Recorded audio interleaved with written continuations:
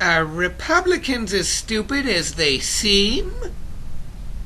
George Bush certainly was no genius. He couldn't even look through binoculars without removing the lens covers. And of course you wouldn't vote for this idiot.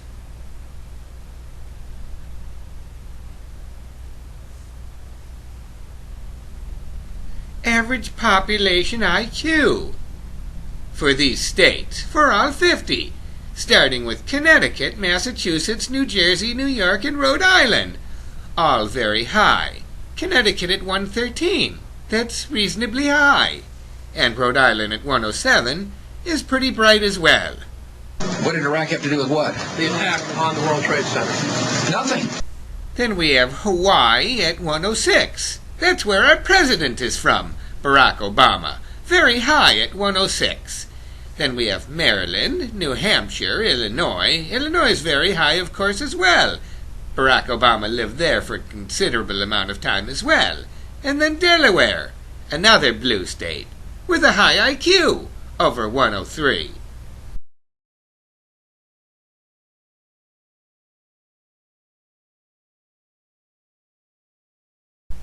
Then we have more blue states. Bright people who vote for Democrats, not Republicans. Minnesota, very high at 102. Vermont and Washington run in the same pack. California and Pennsylvania, both coming in very bright, above the national average of 100.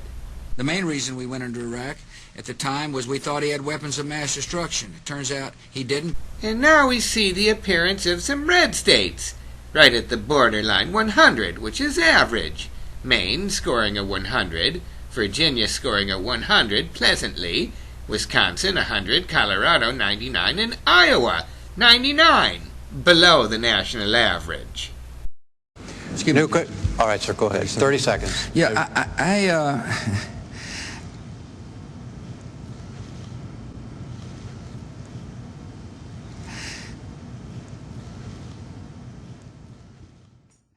With the national average of 100, we see Michigan makes it in, but the rest don't. 3 of the 4 being Republican states, including Alaska, where super genius Sarah Palin is from. Do you agree with the Bush doctrine? In what respect, Charlie? The Bush, well, what do you interpret it to be? His worldview? No, the Bush doctrine, enunciated September 2002, before the Iraq War.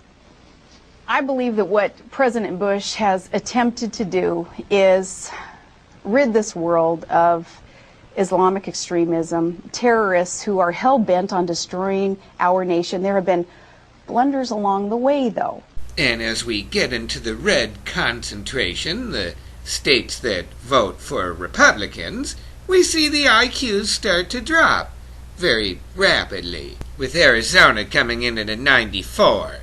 This is where nuclear physicist John McCain comes from, the presidential candidate who lost by 9 million votes to President Barack Obama. I stood 5th from the bottom of my class at the Naval Academy. My GPA earned me 5th from the bottom of my class at the Naval Academy status. But I can assure you it would be barely passing. And here as we really get into the red states where they're serious Republicans, places like Indiana, Tennessee, North Carolina, West Virginia, and Arkansas, we see the IQs drop off rather precipitously. At this particular IQ level, for instance Arkansas's 92, using a fork might become rather tricky, and a complicated task like voting is unachievable in any sort of realistic, prudent sense. What insight into Russian actions, particularly in the last couple of weeks, does the proximity of the state give you? They're our next door neighbors, and you can actually see Russia from land here in Alaska. And then more red states that voted for George Bush. Georgia, Kentucky, New Mexico, North Dakota, and Texas, where the boob George Bush came from, all coming in at a subpar 92. At this level, it's probably difficult to use a napkin to wipe the corners of your mouth. He's got the PhD and the medical degree, and I'm the C student. Notice who's the advisor and who's the president. And then more states that vote Republican. Alabama, Louisiana, Montana, Oklahoma, and South Dakota. Sheer 90s. 10 points below the national average of 100. At this particular threshold, playing the game Scrabble is entirely out of the question. And reading a daily newspaper becomes questionable. Our economic fundamentals are strong. The fundamentals of our economy are strong. The fundamentals of our economy are strong. The fundamentals of our economy are very strong. The fundamentals of our economy are strong. And then even more red states. South Carolina, Wyoming, Idaho, Utah, and Mississippi. This particular lot is perfectly suited for Teletubbies and tire swings. And, of course, Fox Comedy News. I was a C student. No kidding?